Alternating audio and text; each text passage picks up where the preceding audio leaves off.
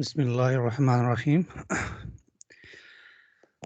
आज का जो लेक्चर है ये स्पेशल लेक्चर है और ये जनरल ऑडियंस के लिए है और ये हम सब मुसलमानों की बैसियत मुस्लिम जो है वो एक सेल्फ असेसमेंट भी है कि जहाँ टेक्नोलॉजी के अंदर इनोवेशंस हैं और उसके साथ साथ हम क्या इस्लाम के साथ उसी तरीके से जुड़े हुए हैं, इस चीज़ को हमने देखना है। यानी इस्लाम में हमारा जो पक्का यकीन है उसको हेल्पफुल करने के लिए ये देखते हैं कि हम टेक्नोलॉजी हमारे साथ कैसे मदद कर सकती है। इसके लिए मैं कुछ एग्जांपल्स दूंगा कि जो हमारे पास मौजूदा टेक्नोलॉजी है, हर फील्ड के अंदर है, हर ऑर्गेनाइजेशन के अंदर है, हर इंस्टीट्यूशंस के अंदर है और टेक्नोलॉजी के अंदर रोज़ बरोज़ तरक्की होती जा रही है। और पिछले 15-20 सालों के अंदर अगर आप देखें तो इतनी इनोवेशन हो गई है कि अगर 20 साल पहले वाले जो लोग हैं, अगर वो ज़िंदा हो जाएँ तो वो उसको देख के हैरान हो जाएँगे। अब इसके लिए मैं कुछ एग्ज़ाम्पल दूँगा और वो एग्ज़ाम्पल हमारी रोज़मर्रा ज़िंदगी में होने वाले जितने मामलात हैं उसमें हर एक से फ़ेमिलियर होता है। हम बेसिकली इस टेक्नोलॉजी को यूज़ करते हैं और वो हमें यानी ऑटोमेशंस के डिफरेंट मेथड्स बताती है और इसको समझने के लिए सबसे पहले मैंने जो एग्जांपल दी है वो ये है कि हम जो ह्यूमन ब्रेन है इसको इस्तेमाल करते हैं और ह्यूमन ब्रेन ही ऐसा एक सिस्टम है कि अल्लाह ताला ने जो हमें दिया हुआ है इसको यूज़ करते हुए एक आर्टिफिशियल इंटेलिजेंस जो है एक साइंस है, एक फील्ड है, इसको डेवलप किया गया है और हमारा जो ब्रेन है इसके अंदर जो कैपेबिलिटीज़ हैं वो अल्लाह ताला ने दी हुई हैं, वो नेचुरल हैं, लेकिन उनसे जो इंटेलिजेंस होगी वो नेचुरल इंटेलिजेंस होगी। इसी तरीके से उन्हीं को यूटिलाइज़ करते हुए रिसर्चर्स ने, साइंटिस्ट ने एक नई फील्ड डेवलप की जो कि आर्टिफिशियल इंटेलिजेंस होती है। अब इस चीज़ को समझने के लिए थोड़ा-सा हम ये देखते हैं कि हमारा ब्रेन जो है उसके अंदर उसका मैकेनिज़्म क्या है, उसकी फ़ंक्शनैलिटी क्या है, वो काम कैसे करता है। तो एक छोटा-सा स्ट्रक्चर जो आपके सामने है इसमें बेसिक होता ये है कि ये एक न्यूरॉन है और ये न्यूरॉन्स के डिफरेंट पार्ट्स हैं। हम टेक्निकल डिटेल्स में नहीं जाएँगे क्योंकि ये जनरल ऑडियंस के लिए है और न्यूरॉन्स बेसिकली हमारे ब्रेन के अंदर मिलियंस ऑफ न्यूरॉन्स होते हैं और जब हम कोई भी काम करते हैं, सोचते हैं, बहुत ज़्यादा कॉम्प्लेक्स सोचते हैं, डिफरेंट एक्टिविटीज़ करते हैं, तो ये डिफरेंट न्यूरॉन्स जो हैं वो हमारे ब्रेन के अंदर एक्टिव होते हैं और यानी एक कम्युनिकेशन चैनल चल रहा होता है उनके अंदर, मुख्तलिफ़ किस्म के पाथ एक्टिव होते हैं और इस तरीके से ये सारे का सारा अल्लाह ताला ने एक निज़ाम दिया हुआ है। अब यहाँ जो है समझने वाली बात जो है वो जो चीज़ है वो हमारे इस लेक्चर का जो मेन पर्पस है, जो उसकी मेन जिस्ट है वो ये है कि यहाँ पे हम ये देखेंगे कि हम कुछ इनपुट देंगे और फिर हमारा एक सिस्टम होगा और कुछ आउटपुट हम उससे रिसीव करेंगे। अब हमने इन 3 कंपोनेंट्स को समझना है कि ये बेसिकली क्या चीज़ें हैं। इनपुट क्या चीज़ है? हम इसकी डिफरेंट एग्जांपल्स लेंगे। हमारी जो डिफरेंट फील्ड्स हैं, जो जैसे मैंने पहले बात की है कि टेक्नोलॉजी के अंदर इनोवेशन है। हम मुख्तलिफ़ किस्म के रोज़मर्रा ज़िंदगी के मामलात में से इसके एग्जांपल लेंगे कि हम किसी चीज़ की इनपुट लेते हैं और एक सिस्टम है और उसकी एक आउटपुट फिर मिलती है हमें। इसकी सिंपल सी एग्जांपल अगर आप ये देखें कि फ़र्ज़ किया कोई एक बच्चा है, वो स्टूडेंट है, एडल्ट है, किसी भी एज लेवल का है। फ़र्ज़ किया कि वो हाई स्कूल स्टूडेंट है, तो हाई स्कूल स्टूडेंट जो है वो खुद स्टूडेंट एज़ अ सिस्टम है और वो हर सेमेस्टर के अंदर फ़र्ज़ किया वो कुछ सब्जेक्ट्स जो है वो उसको स्टडी करता है और जितनी मेहनत करेगा उन हर एक सब्जेक्ट्स के अंदर और उसी के मुताबिक उसको ग्रेड मिलेंगे। तो यानी हर सब्जेक्ट की उसको इनपुट ये है कि जो कंटेंट्स सीखेगा, जो उसको कंटेंट्स के ऊपर मेहनत होगी, जिस लेवल की काम करेगा, और उसी के मुताबिक जब उसको टेस्ट किया जाएगा एग्ज़ाम के अंदर, मिड के अंदर, टर्मिनल के अंदर, या जो भी है वो सिस्टम है, तो उसके मुताबिक वो उसकी आउटपुट परफॉर्म करेगा। अब यहाँ बेसिक ये है कि हम ये देखते हैं, तो ये जितने भी हमारे पास डिफरेंट टाइप्स के टेक्नोलॉजी के अंदर डिफरेंट इनोवेशन सिस्टम बनाए गए हैं, उनके ऊपर रिसर्चर्स और साइंटिस्ट जो हैं वो बेसिक सारा काम किस पे कर रहे हैं, उन सिस्टम्स पे भी कर रहे हैं, यानी उन मॉडल्स पे भी कर रहे हैं, और जो उसको इनपुट दी जा रही है उस पे भी काम कर रहे हैं। और जितने यानी मॉडल अच्छा बनाएंगे, उसको इनपुट अच्छी देंगे, इनपुट किसी फॉर्म में वो कोई डेटा हो सकता है, उसको भी हम थोड़ा सा देखेंगे, उसके मुताबिक वो आउटपुट आपको अकॉर्डिंगली परफॉर्म करके देगा। और फिर इसी चीज़ को मैं कोशिश करूँगा कि मैप करूँ कि इस्लाम के ऊपर, कि हम इस्लाम के ऊपर एक क्या हमें इनपुट्स होंगी, यानी हम क्या चीज़ पढ़ें, इस्लाम के क्या फीचर्स हैं, क्या पिलर्स हैं, उसके मुताबिक हम हों, और हम एक अच्छा मॉडल बन सके, और हम आउटपुट, यानी हम हमारी ये है कि हम अच्छा इंसान बन सके, दीन के मुताबिक चल सकें। बेसिकली इस तरह का कुछ मैंने मैप करने की कोशिश की है। अब आप ये देखें थोड़ा सा, यहाँ इस एग्जांपल के अंदर ये किया हुआ कि ये एक ह्यूमन है, ह्यूमन फेस है, और इसके ऊपर ये डिफरेंट टाइप्स के, पिछले एग्जांपल में जैसे ये एक न्यूरॉन था, तो ये मिलियंस ऑफ न्यूरॉन्स हैं, यानी ये हर एक पार्ट एक वो कंप्लीट न्यूरॉन है। और ये एक इस तरह की फिगर है कि आप ये काम कर रहे हैं कि दुनिया के डिफरेंट टाइप्स के, कम्प्लेक्स टाइप्स के आप काम कर रहे हैं, और आपके ये डिफरेंट न्यूरॉन एक्टिव हैं। यानी ये होता है कि कम्युनिकेशन हो रही है, हर एक न्यूरॉन दूसरे न्यूरॉन को एक मैसेज भेजता है, वो एक्टिव हो जाता है।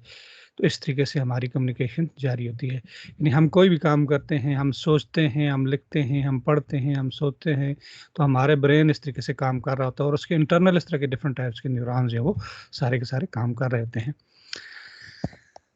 यानी इस चीज़ को ही लेके आगे आर्टिफिशियल इंटेलिजेंस बनाई है। अब इसकी छोटी सी एग्जांपल में ये लेता हूँ कि हमारे पास फ़र्ज़ किया कि छोटे बच्चे हैं, टॉडलर्स हैं। अब इनका ब्रेन इनिशियली देखें कि जब एक छोटा बच्चा पैदा होता है, तो वो उनका ब्रेन बिल्कुल यानी इनिशियली उनके अंदर कोई चीज़ नहीं होती। अल्लाह ताला फिर साथ-साथ उनको चीज़ें देता है, और वो खुद सोचते हैं, परसीव करते हैं अपने एनवायरनमेंट से चीज़ों को। अब इस फिगर के अंदर आप ये देखें कि छोटा बच्चा गेम खेल रहा है, ठीक है? अब ये साथ-साथ चीज़ों को लर्न कर रहा है, ठीक है ना? और यही चीज़ हमारी आर्टिफिशियल इंटेलिजेंस है, और यही आगे जाके डीप लर्निंग और मशीन लर्निंग के अंदर चीज़ें आती हैं। तो बेसिक ये है कि आप ये समझें कि ये जो बच्चे हैं, टॉडलर्स हैं, और जो ग्रो करते हैं, वो चीज़ों को परसीव करते हैं, और वो अपने ब्रेन के अंदर एक स्केच बनाते जाते हैं, ठीक है ना?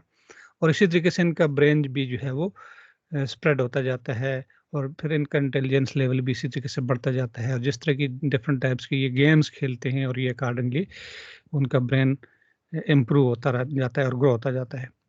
लेकिन यहाँ समझने वाली बात ये है कि बच्चा जो चीज़ इस लेवल पे जो कुछ सीखेगा, और वही उसकी यानी ग्रोथ होगी, और अगले लेवल पे जाएगा, और वही चीज़ें उसके अंदर उसको इफेक्ट करेंगी। इसी तरीके से ये जब डिफरेंट टाइप्स के स्केचेस देखते हैं, लाइक कार है, फुटबॉल है, बेबी है, चेयर है, डॉग है, एंड मेनी मोर, फ्लावर्स हैं वगैरह वगैरह, केट है, एप्पल है, तो उसके ज़हन में हर चीज़ का एक स्केच आता है। और बेसिकली जो आर्टिफिशियल इंटेलिजेंस बनाई हुई है, वो इस चीज़ पे ही बनाई गई है कि आप ये देखें कि हर चीज़ को वो अपने स्केच में लेता है, और फिर उसको वो रिकॉग्नाइज़ करता है। कैसे करता है कि वो अपने ज़हन में उसका एक मैप बनाता है, लाइक सेब है तो ये एप्पल है, ये राउंड शेप में होगा, ये फ्लावर है तो ये इसकी ये शेप है, चेयर है तो ये इसकी ये शेप है, इसकी ये लेग्स होंगी, इसके ये बैक होगी, ठीक है? इस तरह ये अगर कार है तो इसके ये फीचर्स हैं, ये कैरेक्टरिस्टिक्स हैं, और ये सारी की सारी इमेज वो अपने माइंड में बैठाता है। और यानी ये एक उसका माइंड जो है वो एज ए मशीन काम करती है। और इसी तरीके से इंटेलिजेंस के ऊपर ये जितने भी काम है, यानी हम ऐसे सिस्टम बना रहे हैं, ऐसी मशीनें बना रही हैं कि जो ये किसी भी चीज़ को रिकॉग्नाइज करते हैं। यानी अब ऐसे सिस्टम आ गए हैं कि अगर हम उनको ये चीज़ें सारी दें, तो वो एकदम से बता देगा कि ये फ़लाँ चीज़ है, ये फ़लाँ चीज़ है। तो ये बेसिकली यानी हम कंप्यूटर सिस्टम्स को या आला को, डिवाइसेस को ऐसे बनाते हैं कि जो इंसान के ब्रेन की तरह काम करते हैं। लेकिन आप ये देखें कि अल्लाह ताला ने इंसान के ब्रेन को कैसी कुदरती सलाहियतें दी हैं कि उसको देख के साइंस ने तरक्की की है। लेकिन अगर अब हम साइंस को देख के दीन को ना समझ सकें, अब मैं उसकी रिवर्स में भी जाऊंगा, तो ये हमारे लिए एक इंतहाई ऐसी बात है कि हम यानी दीन से दूर होते जा रहे हैं। इसी तरीके से अगर आप ये दूसरी एग्जांपल देखें तो ये माइंड के अंदर, अब ये देखें, ये बच्चा है, वो लर्न करता है, वो कोई भी लैंग्वेज लर्न करता है। तो अब अगर एक हमारा बच्चा जो उर्दू स्पीकिंग कंट्री में पैदा होगा तो वो उर्दू बोलेगा, पश्तो लैंग्वेज बोलेगा, हिंदको बोलेगा, जो जो लैंग्वेज वो परसीव करेगा, वो लर्न करेगा, वो अपने ब्रेन में बिठाएगा और फिर with the passage of time उसी लैंग्वेज को बोलेगा। कोई इंग्लिश स्पीकिंग कंट्री में बच्चा पैदा होगा तो वो इंग्लिश बोलेगा और उसकी फ्लुएंसी, उसका सारा काम उसी के अंदर जाएगा, क्योंकि उसका लर्निंग प्रोसेस उस कंट्री से जिससे में उसकी बर्थ हुई है, और जो लैंग्वेज बोली जाएगी तो वही बोलेगा। और इसमें सब का चीज़ों का किरदार जो है वो किस चीज़ का है, माहौल का है, इन्वायरमेंट का है।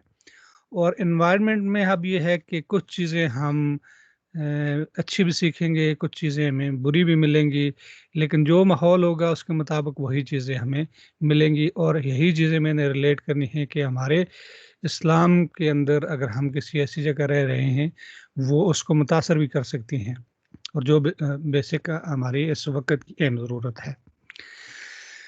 अब हम ये देखें कि फ़र्ज़ किया ये जो लर्न करते हैं बच्चे, तो ये बेसिकली एक भी एक सिस्टम है आर्टिफिशियल इंटेलिजेंस का, कि कोई एक एजेंट है, सपोज एजेंट आप किसी पर्सन को ले लें, तो वो क्या करता है कि बेसिकली माहौल से कुछ चीज़ें उस पर एक्शन परफॉर्म करता है और उस एक्शन के मुताबिक कुछ चीज़ें परसीव करता है। और उसके सेंसर्स हैं, लाइक इस केस में उसके सेंसर्स, उसके आईज हो सकती हैं, उसके हैंड्स हो सकते हैं, उसके कान हो सकते हैं, जिस तरीके से वो एक्शन परफॉर्म करेगा वो उसके मुताबिक उसको परसेप्शन मिलेगी। इसके बाद हमें अल्लाह ताला ने कुदरती सिस्टम दिया है कि जैसे ऑडिटरी सिस्टम है, इसकी भी अपनी फंक्शनैलिटी है, हम क्या चीज़ें, और इसी से हम मोस्टली आईज से और ऑडिटरी सिस्टम से ज़्यादातर चीज़ों को परसीव करते हैं। यानी हम अपने एनवायरनमेंट से इंटरेक्ट करते हैं, जो चीज़ सुनी उसको फिर अपने माइंड में बिठाते हैं और फिर उसी के मुताबिक आगे बिहेव करते हैं, और वही सारी चीज़ें हमारी ज़िंदगी को जो है वो मुतासर करता है, और वही हमारी ज़िंदगी को आखिरी तक हद तक लेकर जाता है। और हमेशा एक बात याद रखें कि हम सब का ज़िंदगी में कोई एक गोल होता है, और अगर हमारा गोल जो है वो एक अच्छी गोल होगी कि हम ऐसी लाइफ के बारे में जो ना खत्म होने वाली लाइफ है उसके बारे में सोचेंगे, तो हम फिर ये तमाम एनवायरनमेंट के साथ जो इंटरेक्शंस करेंगे, जो मामलात करेंगे, वो उसके मुताबिक करेंगे। अगर हम सिर्फ इस टेम्परेरी लाइफ के लिए सोचेंगे तो फिर हम उसी के मुताबिक बिहेव करेंगे, हम उसी के मुताबिक एक्शन परफॉर्म करेंगे, हम तमाम स्ट्रेटजीज फिर उसी के मुताबिक परफॉर्म करेंगे। तो ये सारे का सारा कुछ मैकेनिज्म होते हैं बेसिकली।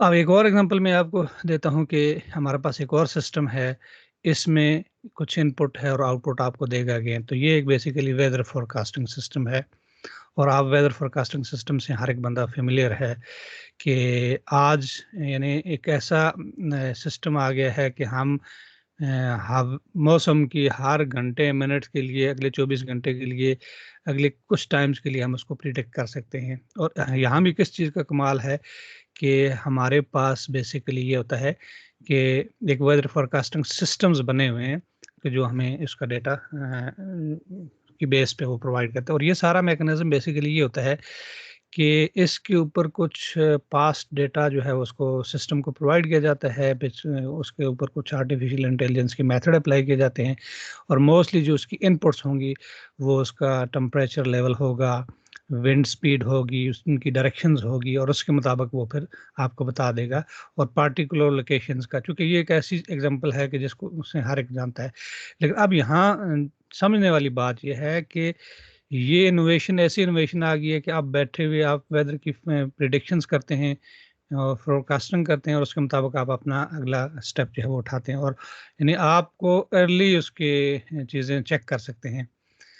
तो अब ये बेसिकली क्या है, ये टेक्नोलॉजी की बदौलत ये सारे का सारा काम है। और यहाँ काम ये है कि इस चीज़ के लिए, यानी अब आप ये देखें कि वेदर फोरकास्टिंग की भी बहुत सारी एप्लीकेशनें हैं, और हर एप्लीकेशन, बाज़ एप्लीकेशन ऐसी हैं कि जिनकी एक्यूरेसी बहुत ज़्यादा है, वो यानी आप 99% आप कहें उनको, यानी एग्जैक्टली सेम वो आपको बताती हैं, कुछ की ज़रा कम है। अब फ़र्क किस चीज़ का है? फ़र्क इस चीज़ का है कि वो जो एप्लीकेशंस बनाई हुई हैं, उनकी बैक एंड पे जो इनपुट्स दी हुई हैं, जो उसकी करैक्टरिस्टिक्स हैं, जो उसका डेटा है, जो उसके एट्रीब्यूट्स कैलकुलेट किए हुए हैं, वो उनके मुताबिक, और जो उसके ऊपर एल्गोरिदम अप्लाई किए हैं, वो अकॉर्डिंगली आपको बिहेव करेंगे। जितने अच्छा काम किया होगा, अच्छी चीज़ें उसकी इनपुट होंगी, तो वो अच्छा परफॉर्म करेगी। इसी तरीके से जिस लेवल पे उसकी कम होगी, तो वो कम एक्यूरेसी आपको देगी, और यही काम है इंसान का। एक बच्चा है, उसकी अच्छी ग्रोथ होगी, तो आप उसको उसकी तरबियत के लिए इस्लाम के स्टेप्स, बाकी मामलात, चीज़ें अगर अच्छे तरीके से आप उसको इनपुट प्रोवाइड करेंगे, तो वो आपको आउटपुट भी ऐसे ही देगा। अगर उनके अंदर कमी होगी, तो आपको आउटपुट भी अकॉर्डिंगली उसी तरह मिलेगी। और जो हम बेसिक हमारा जो गोल है, हम उसके मुताबिक हर काम करते हैं फिर। तो ये कुछ चीज़ों की शायद कमी होगी। आखिर में मैं मुख्तलिफ़ किस्म के क्वेश्चंस भी छोड़ूंगा कि हमें इस चीज़ पे कैसे असेस करना है और उसकी सेल्फ असेसमेंट क्या होगी। इसके अलावा हमारे पास और बहुत सारी एग्जांपल्स हैं जो टेक्नोलॉजी इनोवेशंस के अंदर है, और हर एक इनसे फेमिलियर है। जैसे आपके ये थंब एक्सप्रेशंस हैं, ये आईज जो है वो रिकग्निशन है, ये फेस रिकग्निशन है, हैंड रिकग्निशन है, स्पीच रिकग्निशन है, और सिग्नेचर रिकग्निशन है। तो ये मुख्तलिफ़ किस्म के सिस्टम बन गए हैं, और अभी हमारे पास स्मार्टफोन्स हैं, उनके अंदर हम इन सब चीज़ों को अप्लाई करते हैं। और ये सब देखें कि इनका कमाल क्या है कि टेक्नोलॉजी की इनोवेशन है, और बेसिक क्या है कि हर चीज़ जो है, सपोज हम बोलते हैं, तो हमारे बोलने के अंदर ये एक वेव बनती है, ये एक सिग्नल बनता है। तो अब इसके कुछ फीचर्स होंगे बेसिकली, यानी इसकी बोलने की हमारे पास पिच ऑफ साउंड होगी, उसका वॉल्यूम होगा, उसकी इंटेंसिटी होगी, और इस तरीके से हम उसको स्पीच रिकग्निशन करते हैं। उसके बाद आप वॉइस रिकग्निशन भी कर सकते हैं, और वॉइस से ये मुराद है कि अब हज़ारों बंदे मुख्तलिफ बोल रहे हैं, और हर एक की आवाज़ की ये करेक्टरिस्टिक्स डिफरेंट है। अब ये देखें कि हम जब एक दूसरे से बातचीत करते हैं, तो हर बंदे को हम फ़ोन पे बात करते हैं, तो हम एकदम से पहचान लेते हैं कि ये फ़लाँ बंदा बात कर रहा है, या कोई आपके फैमिली मेम्बर है, वालदा है, सिस्टर्स है, वो बात कर रही हैं, तो आप एकदम से पहचान लेते हैं। क्यों पहचानते हैं? कि हर जो साउंड है, हर एक के बोलने की साउंड की वॉल्यूम डिफरेंट होगा, उसकी पिच डिफरेंट होगी, उसकी इंटेंसिटी डिफरेंट होगी, उसके मेल फ्रीक्वेंसी, स्पेक्ट्रल कोएफिशिएंट्स हैं, बहुत सारी कैरेक्टरिस्टिक्स हैं, वो डिफरेंट है। तो बेसिक जो बात ये बनी कि कोई भी सिस्टम हम लें, उस सिस्टम के पीछे कुछ कैरेक्टरिस्टिक्स हैं उसकी, और वो उसकी बेस पे उसको पहचाना जाता है। तो इसी तरीके से आप सिग्नेचर करते हैं, सिग्नेचर, हर एक के सिग्नेचर की डिफरेंट कैरेक्टरिस्टिक्स हैं, हैंड्स हैं, उसकी आईज के अंदर अल्लाह ताला ने दिया हुआ है, और इसी तरीके से थंब एक्सप्रेशन है, और अल्लाह ताला ने इसको कुरान पाक में भी यही चीज़ कहा था कि आप ये थंब्स के एक्सप्रेशंस हैं, इनकी जो डिटेल्स हैं, ऐसी लाइंस हैं कि अल्लाह ताला ने पूरी मखलूक जो पैदा होगी, उसमें हर एक का किसी दूसरे के साथ थंब मैच नहीं हो सकता। तो ये बेसिकली क्या है कि इन चीज़ों को अगर हम गौर करें, तो हम इस्लाम को समझने में मदद मिलेगी। और यहूदी और ईसाई, इन्होंने इस्लाम को, यानी कुरान पाक के अंदर जो अल्लाह ताला ने मौज़े दिखाए, चीज़ें दिखाई, उनको देख के साइंस में तरक्की की, टेक्नोलॉजी के अंदर तरक्की की, और हम साइंस से दूर होते जा रहे हैं। इसके अलावा हमारी बेसिक फिंगरप्रिंट्स हैं। फिंगरप्रिंट्स में यही होता है कि हमारा एक बायोमेट्रिक डेटाबेस होता है, उसके अंदर हम फिंगरप्रिंट्स हमारे पहले लिए जाते हैं, फिर उसके बाद जब चेक करना हो, तो वो फिंगरप्रिंट्स उस डेटाबेस के साथ मैच होते हैं। वहाँ millions of people, trillion of peoples के होते हैं, लेकिन हमारा फिंगरप्रिंट्स उसके अंदर जाके एग्जैक्टली मैच होता है, वो सिस्टम उसको रिकग्नाइज करता है। तो ये बेसिकली इस तरह के कुछ पैटर्न होते हैं, यानी कुछ इस तरह की लाइंस हैं, कुछ ये इनके दरमियान ट्राइंगल्स हैं, सर्कल्स हैं। तो ये सारे का सारा काम जो है ना, ये यानी कुछ फीचर्स हैं, ये बेसिकली करेक्टरिस्टिक्स हैं, इनकी बेस पे वो फिंगरप्रिंट्स आपके मैच हो रहे होते हैं, और ये सारे के सारे इनिशियली कैलकुलेट होते हैं। इसी तरीके से ट्रैफिक मॉनिटरिंग अगर आप ये देखें, तो कैमरा लगे होते हैं डिफरेंट हाईवेज पे। तो उसमें ये होता है कि आप किसी भी व्हीकल को आइडेंटिफाई करते हैं, उसकी बाकायदा डेट आ जाती है, उसका स्टेटस आ जाता है, उसकी लोकेशन आ जाती है, टाइम आ जाता है, स्पीड आ जाती है, सारे के सारे फैक्टर्स। और ये सारा सिस्टम भी आप ये देखेंगे, ये टेक्नोलॉजी की बदौलत है, लेकिन हम इस पर गौर अगर करें, तो ये कैसे बनाया है, और ये सारे का सारा इंसान के ह्यूमन माइंड को ही लेकर बनाया हुआ है, आर्टिफिशियल इंटेलिजेंस को लेकर ही बनाया हुआ है। यानी ये जितनी भी व्हीकल्स हैं, ये एक जब चलती हैं, तो ये इनका एक दूसरे से डिस्टेंस मेजर होता है।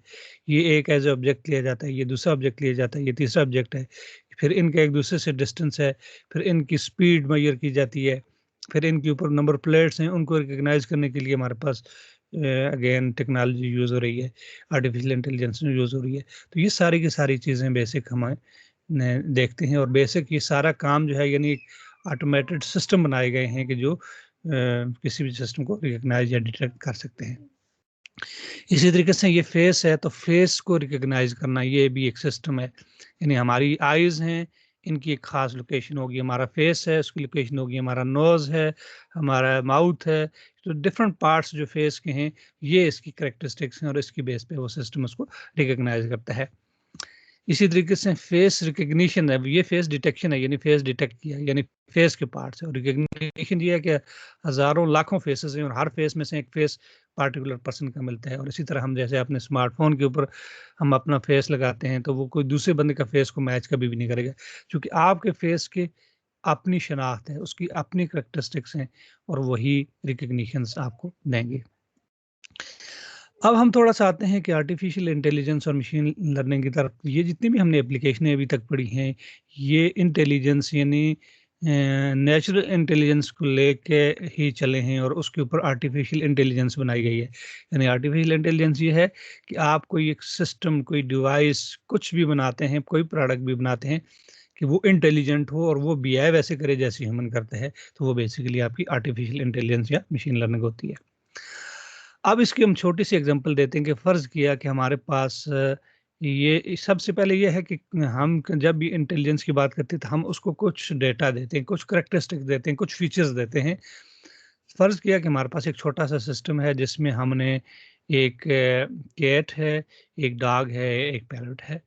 ये कुछ फिगर्स दिए हैं, या इनकी हर एक जो कैटेगरी है इसकी कुछ 100, 200, 400, 400 इमेजेस लिए हैं हमने।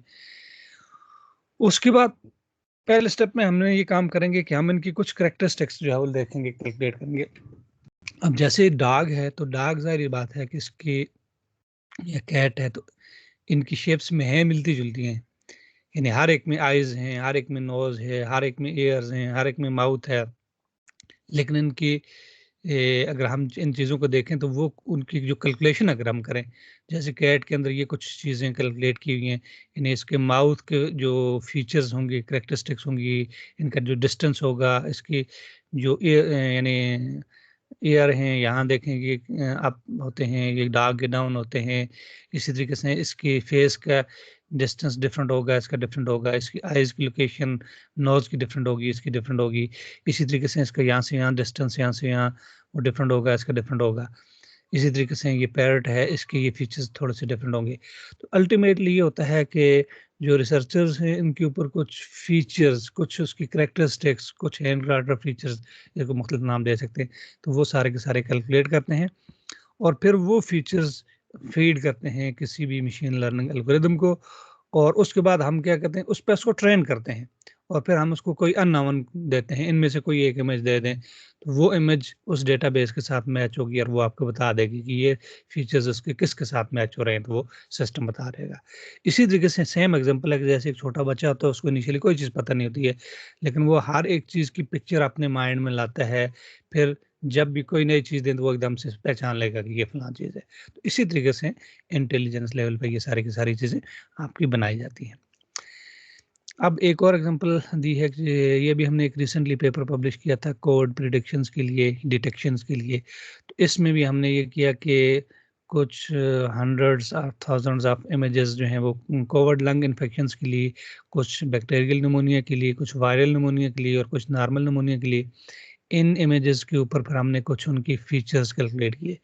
अब जैसे ये लंग्स हैं सारे के सारे, और लंग्स हर एक की कैरेक्टरिस्टिक सेम है, लेकिन इसके अंदर ये होता है कि ये इमेज है बेसिकली, और हर इमेज के ऊपर कुछ ये चीज़ें होती हैं, यानी इनकी टेक्सचर प्रॉपर्टीज़ होती हैं, शेप हैं, और इनकी कुछ मॉर्फोलॉजिकल कैरेक्टरिस्टिक्स हैं, जैसे यहाँ इनका एरिया होगा, इनका पेरीमीटर होगा, ये चूँकि कुछ टेक्निकल डिटेल में भी कुछ लोगों को समझ ना आए, लेकिन ये बेसिक वही कैरेक्टरिस्टिक्स हैं, और इनकी बेसिस पे हमने एक सिस्टम ट्रेन करेंगे, और फिर हम कोई अननोन इनमें से कोई देंगे तो वो बता देगा कि 97 या 98% ये कोविड ही है, ये फलां है, ये फलां है।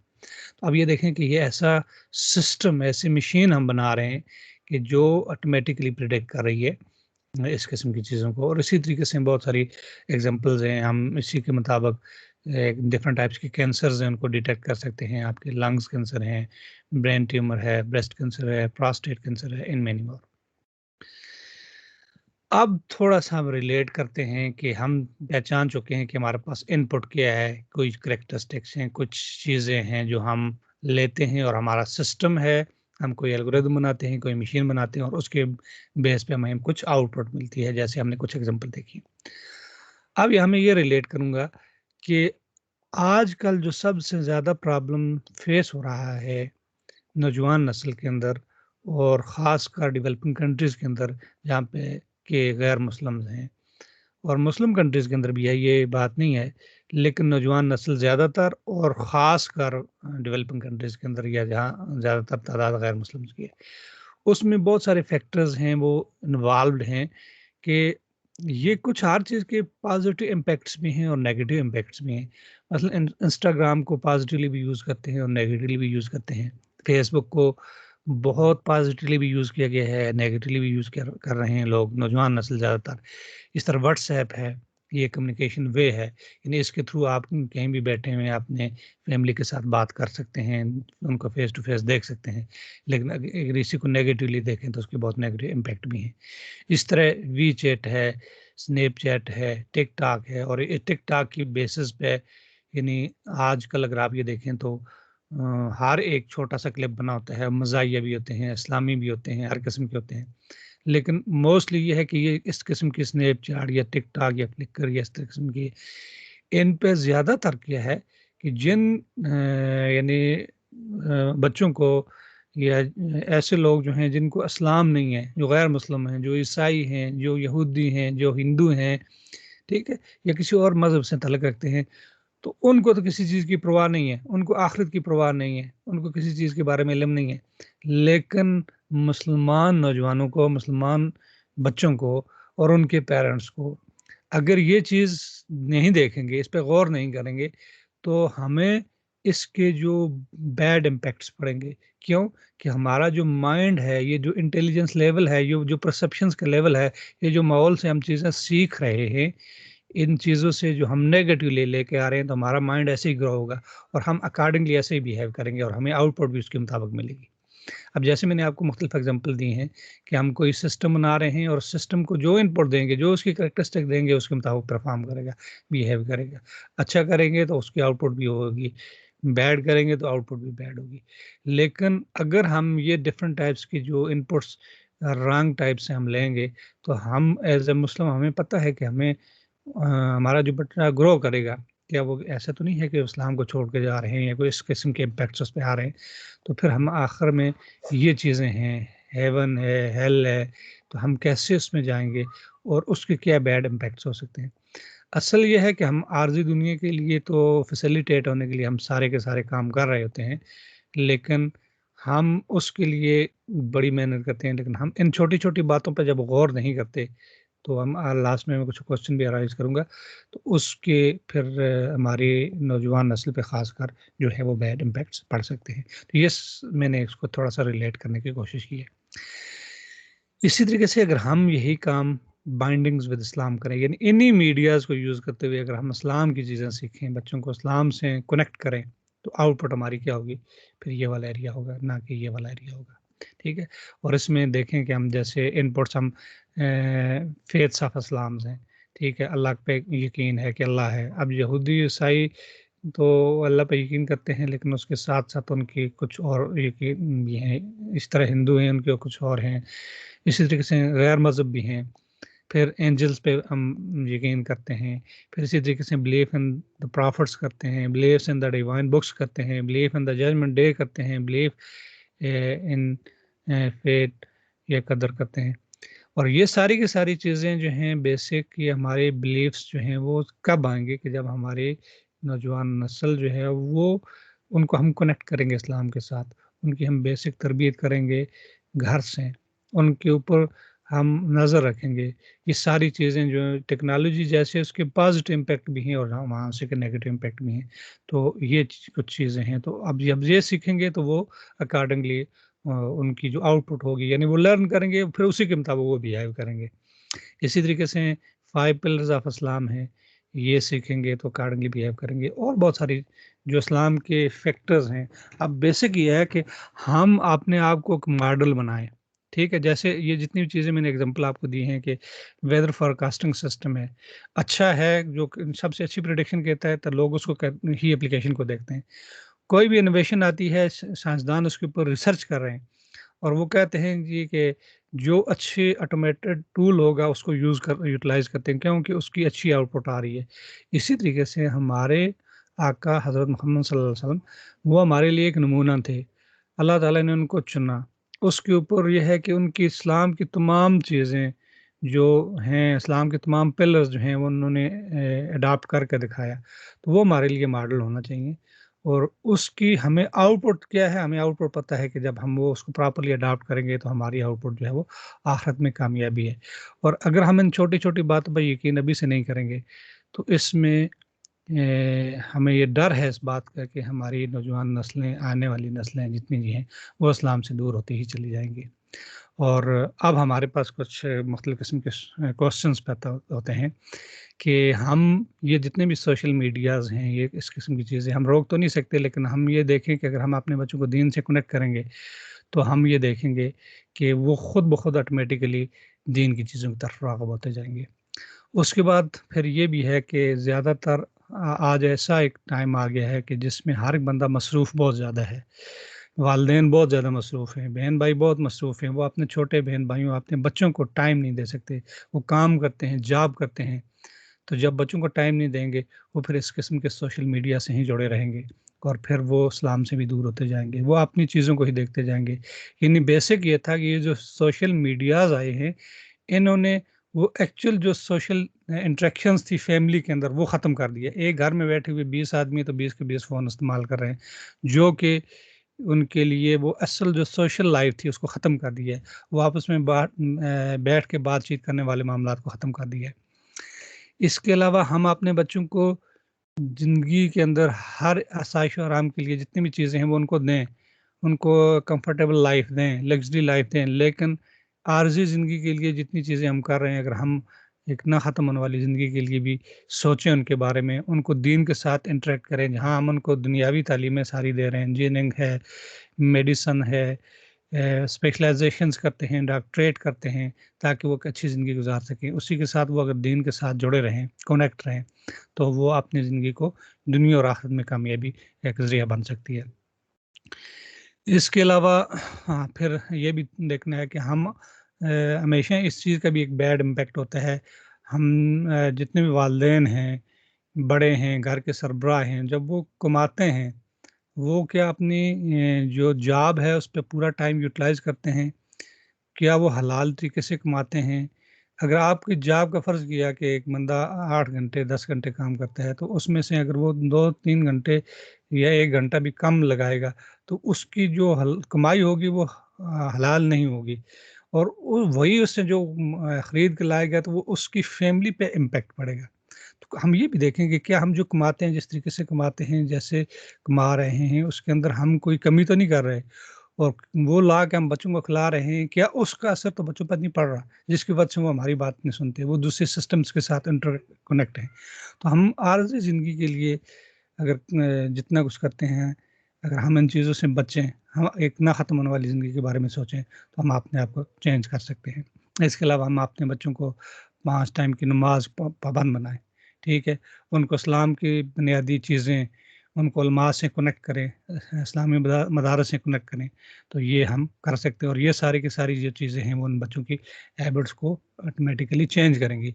और ये बेसिक अगेन मैंने एक थोड़ा-सा कनेक्ट करने की कोशिश ये की थी कि हम उनके माइंड में जितनी चीज़ें देंगे, जिस तरह की चीज़ें देंगे, अकॉर्डिंगली उनके माइंड जो हैं वो डेवलप होते जाएँगे और वो इसी तरीके से ग्रो करेंगे और वो उनकी डायरेक्शंस उसी तरफ होगी। और आजकल की नौजवान नस्ल में यही है कि वो गैर अखलाकी चीज़ों को, इस किस्म के गानों को, ऐसी चीज़ों को अगर सुनेंगे, करते रहेंगे, उनके माइंड में वही चीज़ें आएँगी, उनको वही अच्छी लगती जाएँगी और वो उनका माइंड उसी से डेवलप होगा, उसी से ट्रेन होगा और फिर उनको हर इनपुट वही चाहिए कि जो जिससे उनका माइंड डेवलप हुआ है, जो उनकी ज़िंदगी के अंदर एक रस बस गया है। तो इस पे हम सबको सोचने की ज़रूरत है। तो उम्मीद है कि ये मेरा जो लेक्चर आपको अच्छा लगेगा। मैं कोशिश करूँगा कि इस तरह की रेलिवेंट जो मेरे ज़हन में हमेशा चीज़ें गूँज रही थी, उनको मैं कोशिश करता हूँ कि आपके सामने पेश करूँ। तो बहुत शुक्रिया आप लोगों का। इंशाल्लाह नेक्स्ट हम इस तरह के रेलिवेंट लेक्चर्स देखते जाएँगे।